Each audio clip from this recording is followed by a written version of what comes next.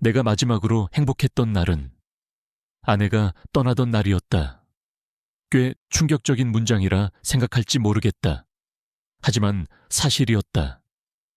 내게 삶이 어떤 의미인지, 내가 왜 숨쉬고 있는지에 대한 모든 질문이 사라진 날이었다. 나는 더 이상 삶의 의미를 찾을 필요가 없었고, 그저 죽어가는 존재로 존재하면 됐다. 그날 이후로 나는 서서히 죽어가기 시작했다. 육체적으로는 여전히 50대 남자의 모습을 하고 있었지만 내면은 먼지가 쌓인 낡은 책장처럼 서서히 붕괴되고 있었다. 아내는 병으로 세상을 떠났다. 그녀의 마지막 숨결이 흩어지던 병실의 차가운 공기는 아직도 내 폐에 남아있는 것만 같다. 우리는 서로를 너무 사랑했지만 아이를 갖지 못했다. 대신 우리는 입양을 선택했고 두 아이를 키웠다. 아이들은 이제 모두 성인이 되어 각자의 삶을 살고 있다.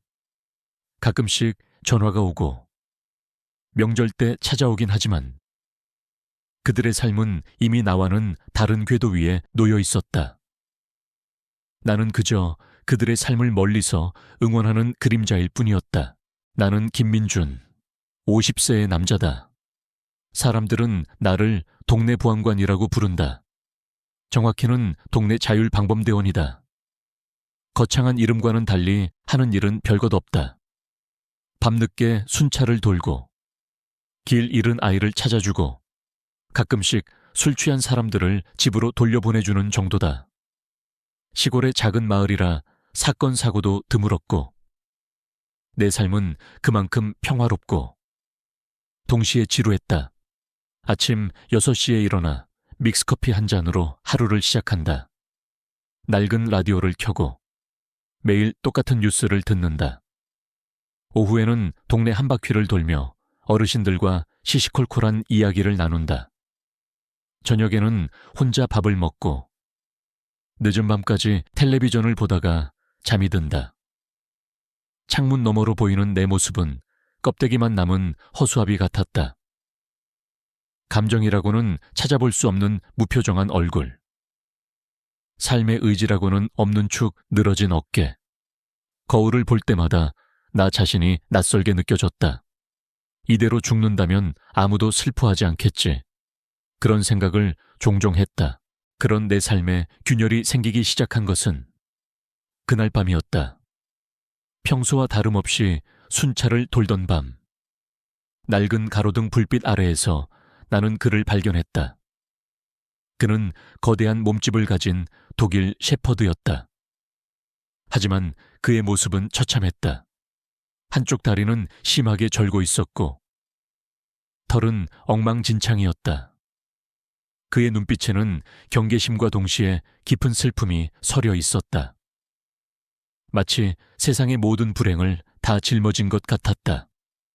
그는 나를 보자마자 으르렁거렸다. 야생의 본능이 남아있는 것처럼 맹렬한 기세였다. 하지만 나는 이상하게도 무섭지 않았다. 오히려 그 눈빛에서 내 자신의 모습을 보았다. 세상에 버려진 존재, 더 이상 기댈 곳 없는 외로운 존재. 그를 그냥 지나칠 수 없었다. 나는 그에게 천천히 다가갔다.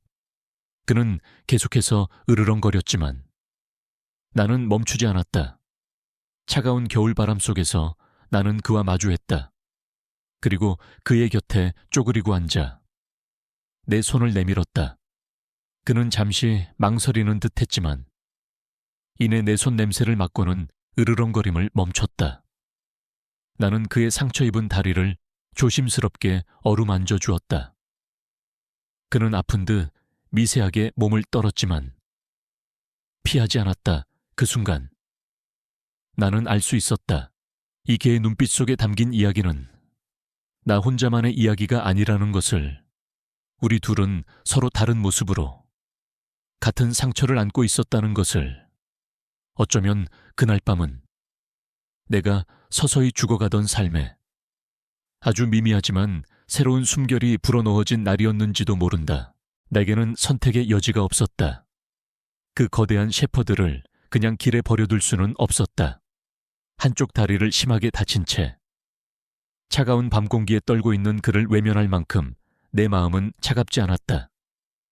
나는 조심스럽게 그에게 다가가 목줄을 채우려 했다. 그는 여전히 경계했지만 내가 그를 해치려는 것이 아님을 본능적으로 느꼈는지 더 이상 으르렁거리지 않았다. 나는 그를 부축하여 내 차 뒷좌석에 태웠다. 녀석의 덩치는 생각보다 훨씬 컸고 차 안은 이내 녀석의 냄새로 가득 찼다. 나는 녀석에게 용이라는 이름을 붙여주기로 했다. 경찰견 시절 이름이었을까 아니면 그냥 내 마음대로 지어준 것일까 나는 알 수 없었지만 그 이름이 녀석에게 잘 어울린다고 생각했다. 용감하고 굳건한. 하지만 지금은 모든 것을 잃은 존재. 녀석의 눈빛은 깊은 밤하늘처럼 어두웠다. 병원으로 가는 길은 길고 조용했다. 녀석은 낑낑거리지도 않고 그저 창밖을 멍하니 바라볼 뿐이었다. 마치 자신의 운명을 이미 받아들인 것처럼. 나는 그런 녀석의 모습에서 다시 한번 내 자신을 보았다. 아내가 떠나고 난 후 나는 모든 것을 포기했다. 앞으로의 삶에 대한 어떤 기대도, 희망도 없었다. 그저 하루하루를 버텨내는 것이 전부였다. 녀석도 마찬가지일 것이다.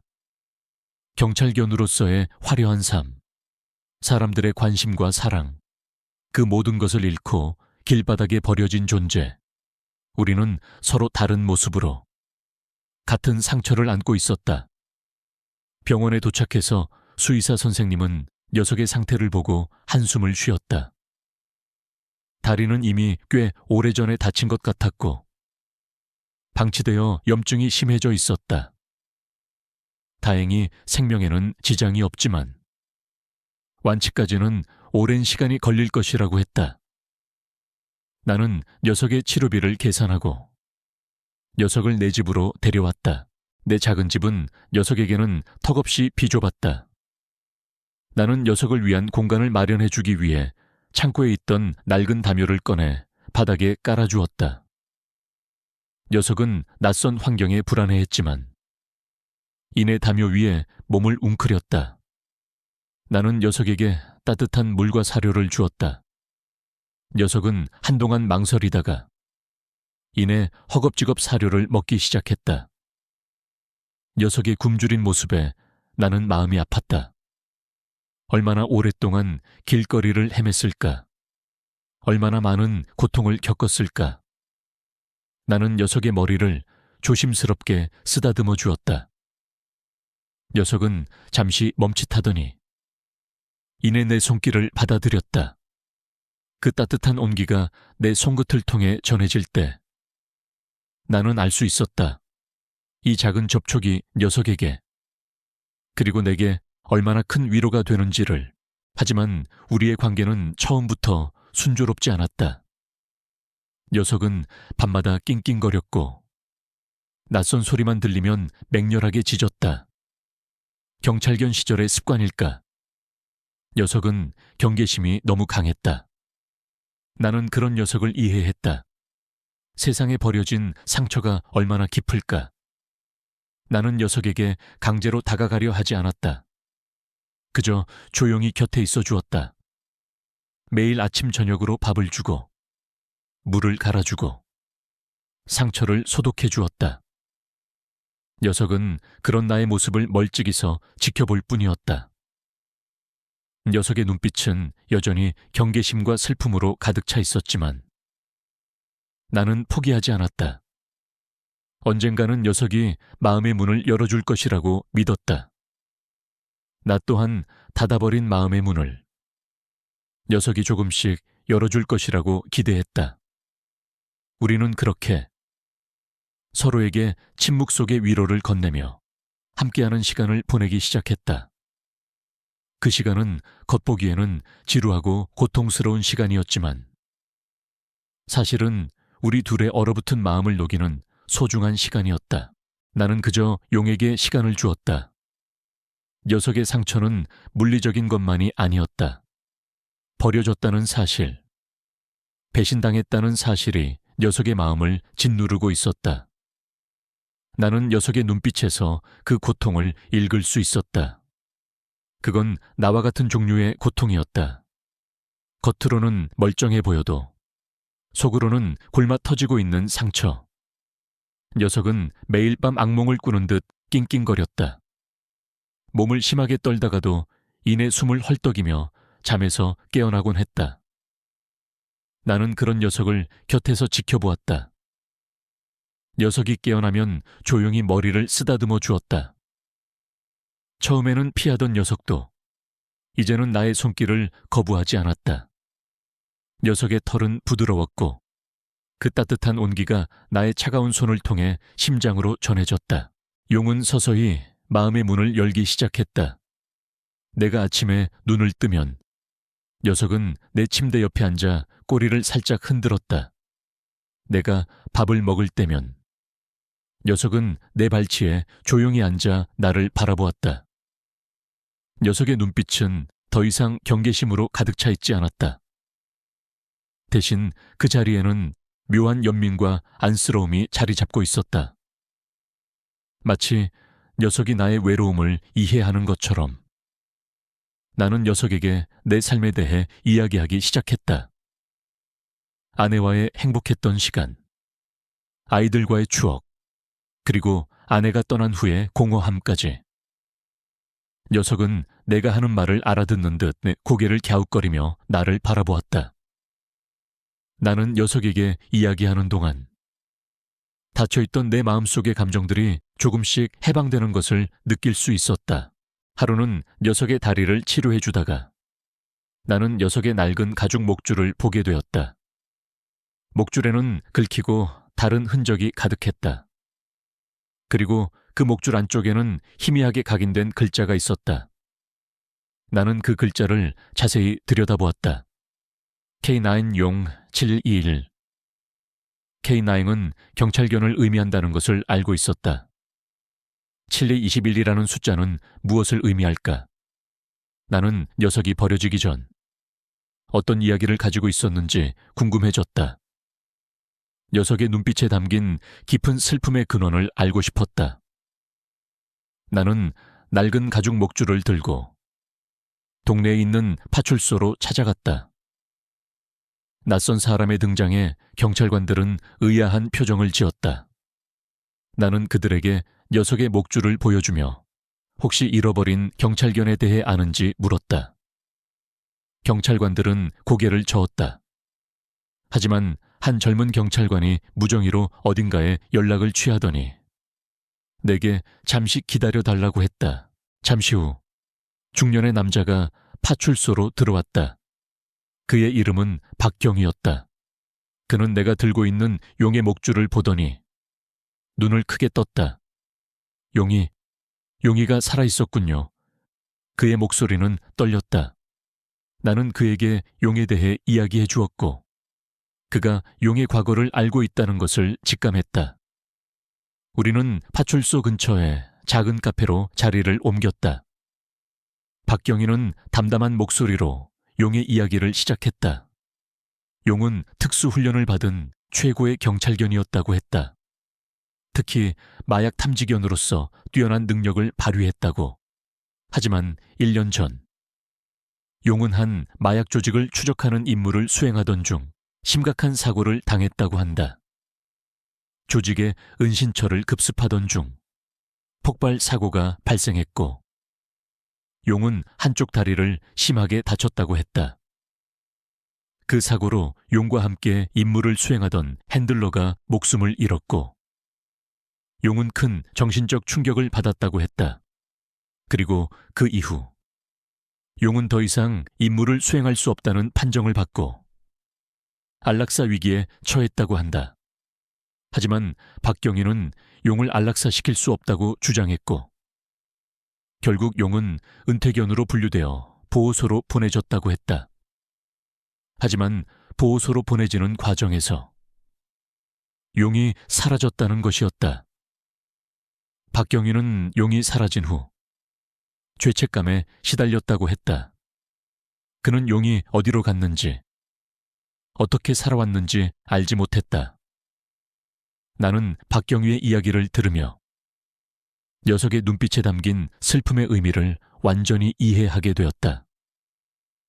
녀석은 단순한 유기견이 아니었다. 녀석은 영웅이었고 동시에 시스템의 희생양이었다. 그리고 나는 이제 녀석의 슬픔과 고통을 함께 나누는 존재가 되었다. 박경유의 이야기는 내게 충격과 동시에 깊은 연민을 불러일으켰다. 용은 그저 버려진 유기견이 아니었다. 그는 영웅이었다. 자신의 임무를 수행하다 심각한 부상을 입었고 그 과정에서 소중한 파트너를 잃었다. 그리고 그 대가로 돌아온 것은 안락사라는 냉정한 통보였다. 나는 그 이야기를 듣는 내내 가슴이 먹먹했다. 용의 눈빛에 담겨있던 슬픔과 경계심의 의미를 이제야 완전히 이해할 수 있었다.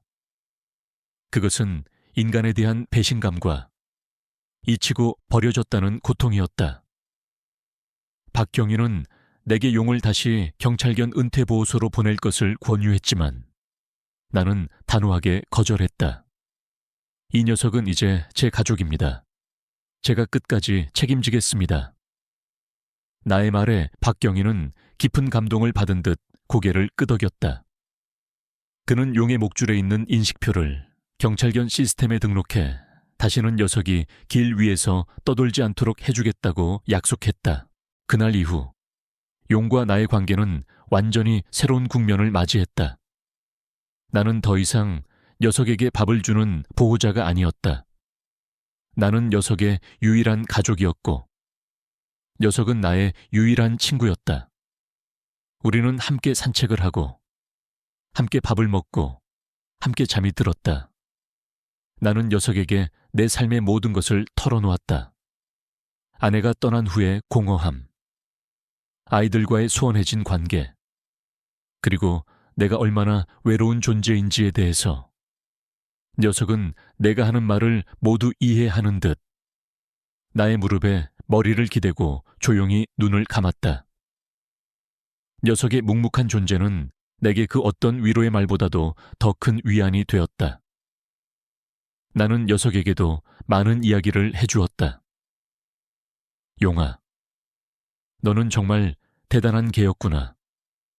너는 많은 사람들을 구했어. 너는 영웅이야.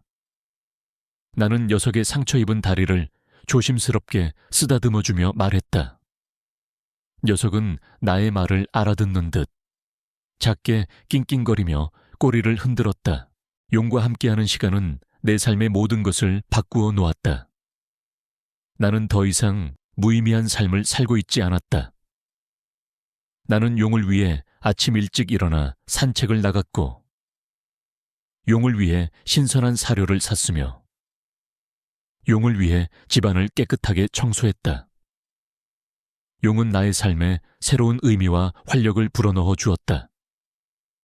나의 무표정했던 얼굴에는 웃음꽃이 피었고 축 늘어졌던 어깨는 다시 펴졌다. 나는 용에게서 삶의 희망을 보았다. 용 또한 내게서 새로운 삶을 찾았다. 녀석의 눈빛은 더 이상 슬픔과 경계심으로 가득 차 있지 않았다. 대신 그 자리에는 따뜻한 온기와 평화가 자리 잡고 있었다. 녀석은 나의 곁에서 평화롭게 잠이 들었고 가끔씩 행복한 꿈이라도 꾸는 듯 제 꼬리를 살짝 흔들었다. 용과 나는 서로에게 깊은 동질감을 느꼈다. 우리는 모두 상처 입은 영혼이었지만 서로를 통해 치유받고 있었다. 나는 용의 상처를 어루만져 주었고 용은 나의 외로움을 채워주었다. 우리는 서로에게 필요한 존재였다. 나는 용을 만난 것이 운명이라고 생각했다. 아내가 떠나고 모든 것을 잃었다고 생각했던 나에게 용은 하느님이 보내주신 마지막 선물 같았다. 용은 내게 다시 한번 살아갈 이유를 가르쳐 주었다. 나는 더 이상 죽어가는 존재가 아니었다. 나는 용과 함께 다시 삶을 시작하는 존재였다. 우리의 삶은 비록 화려하지 않았지만 서로의 존재만으로도 충분히 행복했다. 밤하늘의 별들이 반짝이는 밤. 나는 용의 곁에 누워 조용히 속삭였다. 용아, 고맙다. 내 곁에 와줘서. 용은 나의 목소리에 귀를 쫑긋 세우고 내 얼굴을 핥아주었다. 그 따뜻한 혀의 감촉은 내 마음에 영원히 잊지 못할 흔적을 남겼다. 용이 온 날, 내 삶은 완전히 바뀌었다. 고요했던 집은 이제 용의 발소리와 부드러운 으르렁거림으로 가득 찼다. 나를 갉아먹던 외로움은 이제 한 친구의 존재로 채워졌다.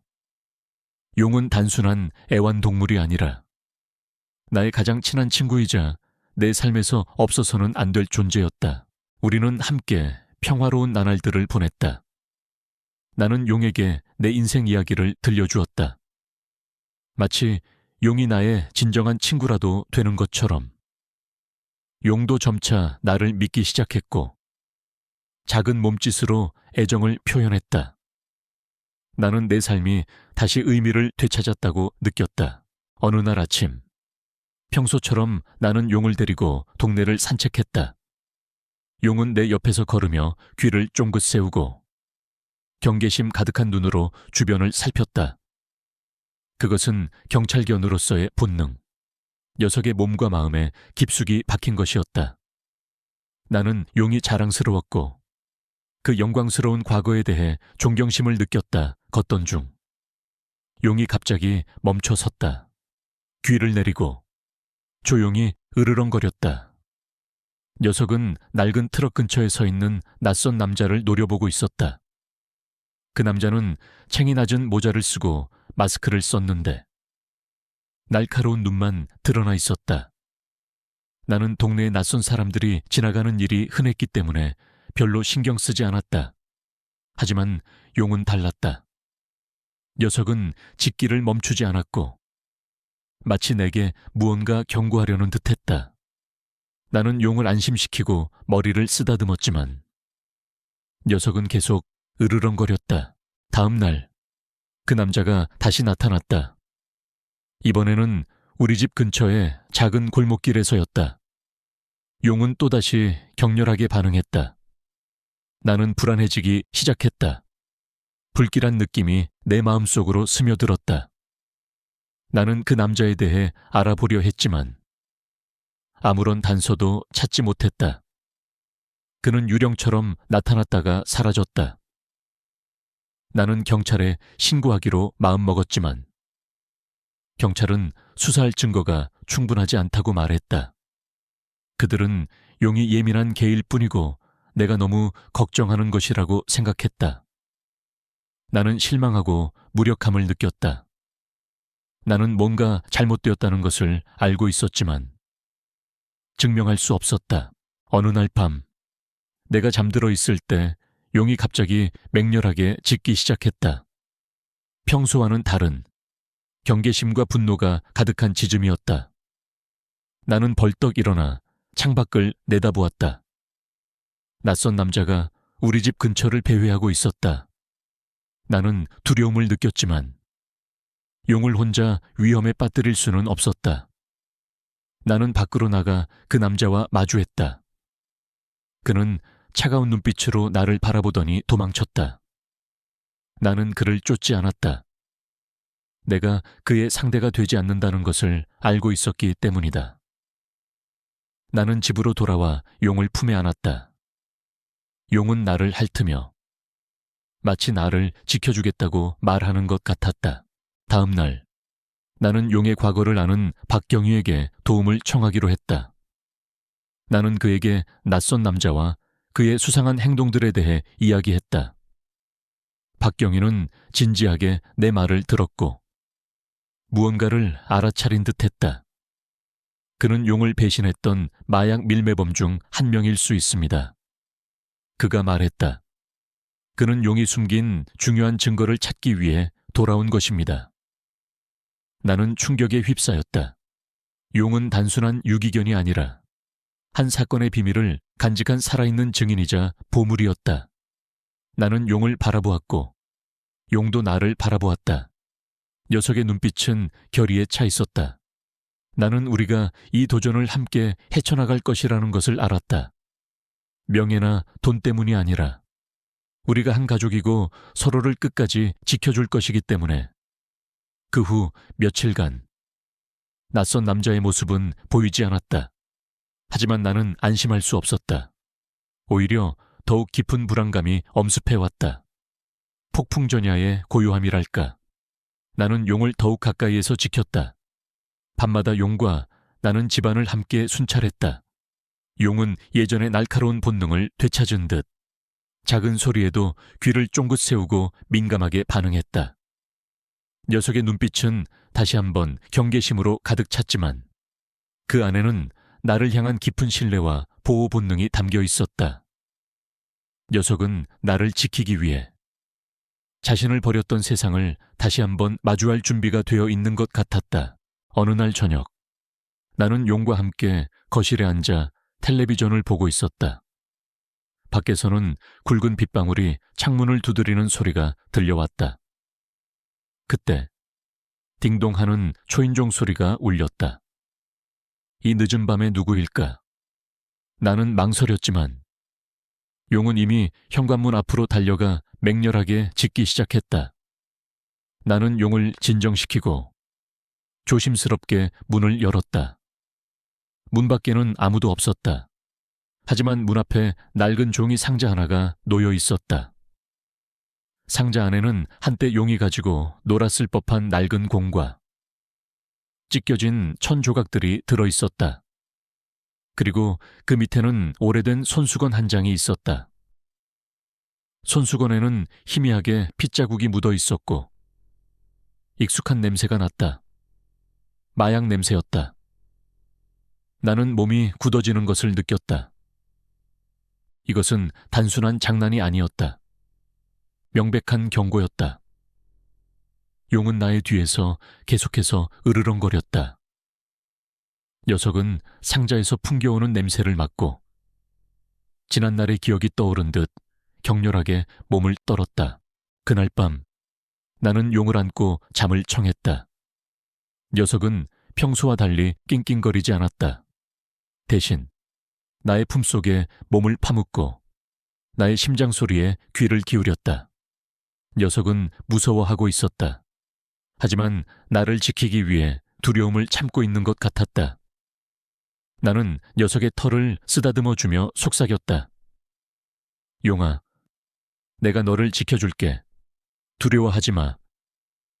나의 말에 녀석은 안심한 듯 조용히 눈을 감았다.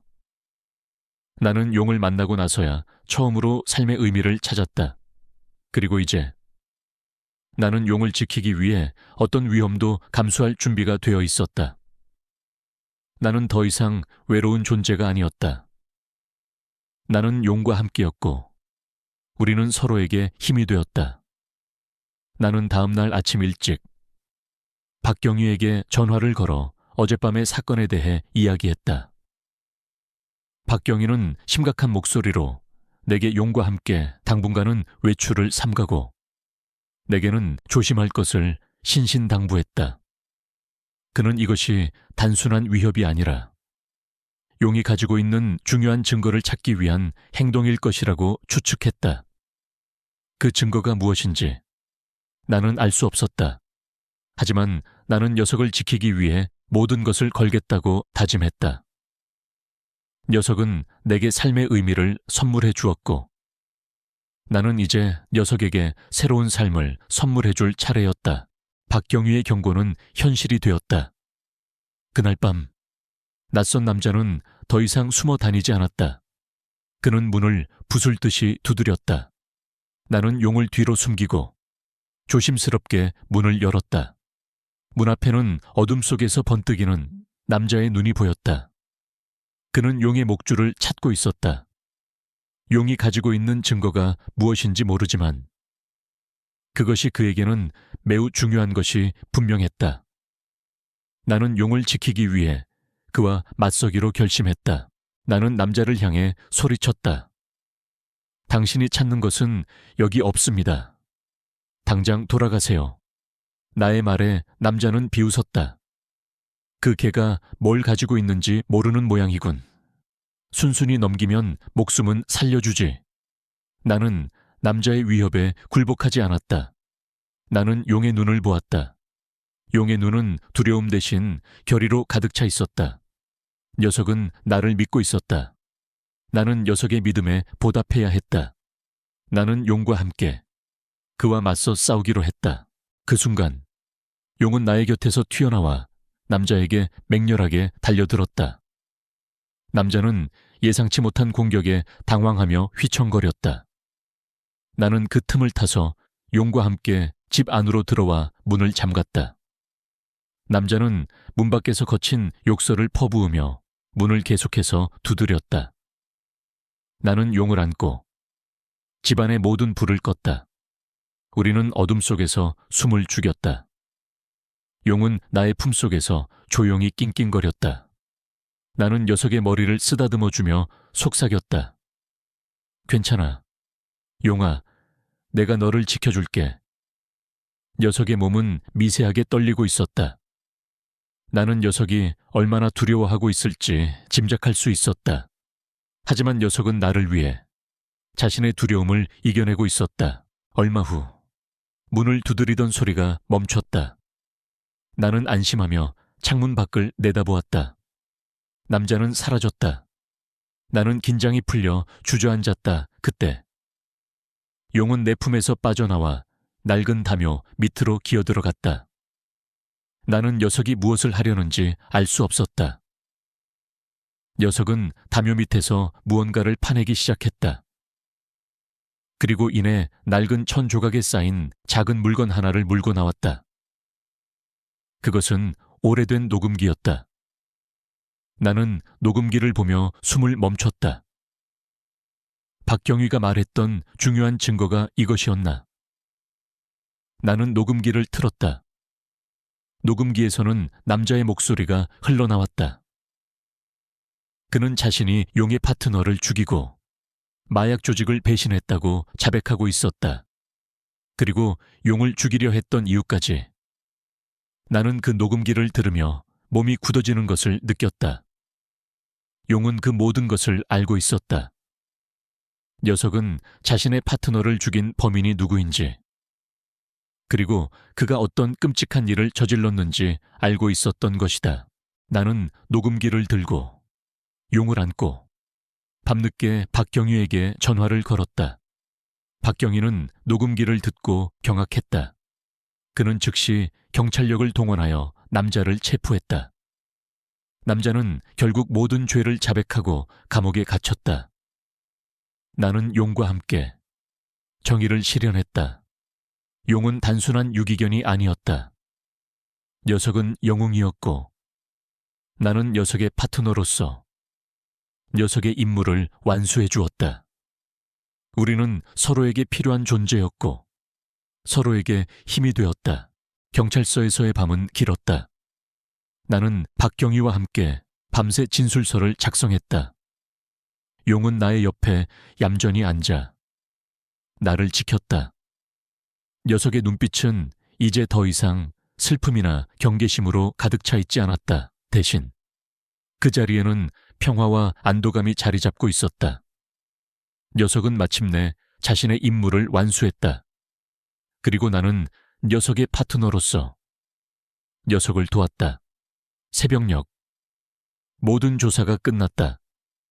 나는 박경위의 감사의 인사를 받으며 용과 함께 경찰서를 나섰다.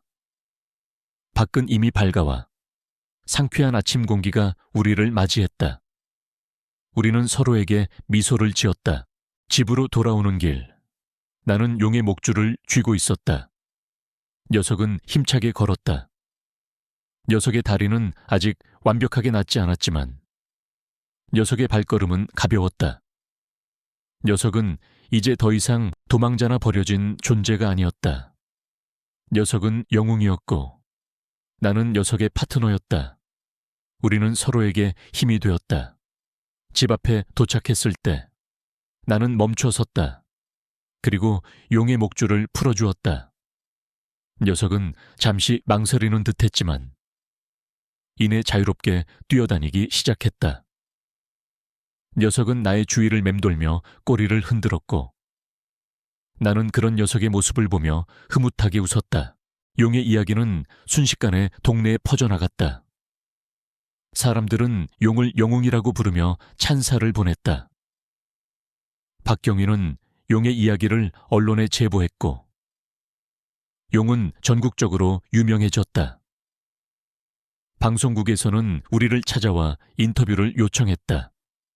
나는 처음에는 거절했지만 용의 이야기를 더 많은 사람들에게 알리고 싶다는 생각에 인터뷰에 응했다. 인터뷰에서 나는 용이 얼마나 용감하고 똑똑한 개인지, 그리고 녀석이 내게 얼마나 소중한 존재인지에 대해 이야기했다. 용은 나의 옆에 얌전히 앉아 카메라를 응시했다. 녀석의 눈빛은 당당했고 그 안에 담긴 지난날의 상처는 이제 더 이상 보이지 않았다. 인터뷰가 나간 후 나는 수많은 전화와 편지를 받았다. 사람들은 용에게 따뜻한 응원을 보냈고 내게도 깊은 감사를 표했다. 나는 그들의 따뜻한 마음에 감동받았다. 그리고 그 순간 나는 깨달았다. 나는 더 이상 외로운 존재가 아니라는 것을. 나는 용과 함께였고 우리는 수많은 사람들과 연결되어 있었다. 용은 내게 삶의 의미를 선물해 주었고 나는 이제 녀석에게 새로운 삶을 선물해 줄 차례였다.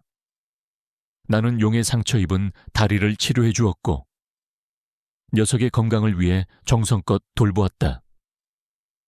녀석은 나의 보살핌 아래 빠르게 회복했다. 그리고 나는 녀석과 함께 새로운 삶을 시작했다. 우리는 더 이상 과거의 상처에 얽매이지 않았다. 우리는 서로를 통해 치유받았고 서로를 통해 다시 태어났다. 시간이 흐르고 용과 나는 동네의 명물이 되었다. 사람들은 우리를 보면 반갑게 인사를 건넸고 아이들은 용의 주위를 맴돌며 제잘거렸다. 용은 더 이상 경계심으로 가득 찬 녀석이 아니었다. 녀석은 사람들의 관심과 사랑을 즐겼다. 녀석은 이제 동네의 영웅이자 모두의 사랑을 받는 마스코트가 되었다. 나는 그런 용의 모습을 보며 흐뭇하게 웃었다. 녀석이 이렇게 평화로운 삶을 살게 될 줄은 상상도 하지 못했다. 녀석은 나를 만난 것이 운명이었다면 나는 녀석을 만난 것이 행운이었다. 녀석 덕분에 나는 다시 삶의 의미를 찾았고 잃어버렸던 웃음을 되찾았다. 용은 이제 완전히 건강해졌다. 녀석의 다리는 더 이상 절지 않았고 녀석의 발걸음은 힘찼다. 나는 용과 함께 매일 아침 동네를 산책했다. 우리는 함께 강변을 걷고 함께 산에 올랐다. 녀석은 나의 곁에서 항상 나를 지켰고 나는 그런 녀석에게 깊은 신뢰를 보냈다. 우리는 서로에게 가족이었다. 혈연으로 맺어진 가족은 아니었지만 서로의 상처를 보듬어주고 서로의 외로움을 채워주며 서로에게 힘이 되어주는 그 어떤 가족보다도 더 소중한 존재였다. 나는 용을 만나고 나서야 진정한 가족의 의미를 깨달았다. 가족은 혈연으로 맺어지는 것이 아니라 서로에 대한 믿음과 사랑으로 만들어지는 것이라는 것을 어느 날 박경위에게 전화가 왔다. 그는 용의 이야기를 듣고 깊은 감명을 받았다고 했다. 그리고 용과 같은 처지에 놓인 유기견들을 돕기 위한 프로젝트를 시작했다고 했다. 그는 내게 용과 함께 이 프로젝트에 동참해 줄 것을 부탁했다. 나는 망설이지 않고 승낙했다. 나는 용의 이야기를 더 많은 사람들에게 알리고 싶었다. 녀석의 이야기를 통해 상처 입은 영혼들이 치유받고 버려진 동물들이 새로운 삶을 찾기를 바랐다. 용은 나의 옆에 앉아 나의 결정을 지지하는 듯 꼬리를 흔들었다. 우리는 함께 상처 입은 영혼들을 위한 새로운 임무를 시작했다. 용은 이제 경찰견이 아닌 희망의 상징이 되었다. 녀석의 이야기는 사람들의 마음을 움직였고 수많은 유기견들이 새로운 가족을 찾았다. 나는 그런 용의 모습을 보며 다시 한번 감동받았다. 녀석은 내게 삶의 의미를 선물해 주었고 이제는 수많은 사람들에게 희망을 선물해 주고 있었다. 나는 용과 함께 행복한 삶을 살았다. 우리의 삶은 비록 화려하지 않았지만 서로의 존재만으로도 충분히 의미 있고 가치 있었다. 시간은 물처럼 흘렀고 계절은 여러 번 바뀌었다. 용과 나는 여전히 함께였다. 녀석의 털에는 희끗희끗한 흰 머리카락이 늘어났고 나의 얼굴에도 깊은 주름이 새겨졌다. 우리는 함께 늙어가고 있었다. 우리의 삶은 더 이상 특별한 사건 없이 평화로웠다. 매일 아침 용과 함께 산책을 하고 함께 밥을 먹고 함께 햇살 아래서 낮잠을 즐겼다. 우리의 일상은 잔잔한 호수와 같았다. 하지만 그 잔잔함 속에는 서로에 대한 깊은 사랑과 신뢰가 가득했다. 어느 겨울날 나는 용과 함께 거실에 앉아 벽난로 앞에서 불을 쬐고 있었다. 밖에서는 하얀 눈이 소리 없이 내리고 있었다. 용은 나의 무릎에 머리를 기대고 조용히 눈을 감았다. 나는 그런 녀석의 머리를 부드럽게 쓰다듬어 주었다. 녀석의 심장 박동 소리가 나의 손바닥을 통해 느껴졌다.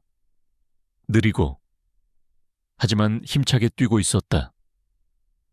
녀석은 이제 완전히 나의 가족이 되었다.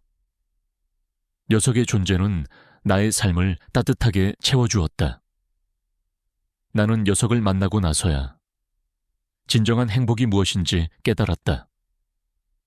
그것은 화려한 명예나 부유한 삶이 아니었다. 그것은 사랑하는 존재와 함께 서로에게 의지하며 살아가는 평화로운 일상이었다. 나는 벽난로의 불꽃을 바라보며 아내의 모습을 떠올렸다. 아내가 떠난 후 나는 삶의 모든 것을 잃었다고 생각했다. 하지만 용이 나의 곁에 와서 나는 다시 삶의 의미를 찾았다. 아내가 나에게 남겨준 마지막 선물은 바로 용이었다는 생각이 들었다. 용은 아내의 사랑을 대신하여 나를 지켜주고 나를 사랑해주고 있었다. 나는 조용히 눈물을 흘렸다. 하지만 그 눈물은 슬픔의 눈물이 아니었다. 그것은 행복과 감사함의 눈물이었다. 용은 나의 눈물을 핥아주며 나의 슬픔을 함께 나누었다. 녀석의 따뜻한 혀의 감촉은 나의 마음에 깊은 위안을 가져다 주었다. 용은 나의 곁에서 평화롭게 눈을 감았다. 녀석의 마지막 숨결이 나의 품속에서 흩어질 때 나는 녀석의 귓가에 조용히 속삭였다. 용아, 고맙다. 내 곁에 와줘서. 녀석은 나의 목소리에 귀를 쫑긋 세우고 이내 평화로운 표정으로 눈을 감았다. 녀석은 이제 고통 없는 곳에서 평화롭게 잠들었다. 나는 녀석의 따뜻한 온기를 느끼며 마지막까지 녀석의 곁을 지켰다. 녀석이 떠난 후 나의 삶은 다시 외로워졌다. 하지만 나는 더 이상 슬프지 않았다. 녀석은 내게 사랑하는 방법을 가르쳐 주었고 내게 다시 살아갈 용기를 주었다. 녀석은 나의 마음속에 영원히 살아있을 것이다. 나는 녀석과의 추억을 간직하며 녀석이 가르쳐준 삶의 의미를 되새기며 남은 삶을 살아갈 것이다.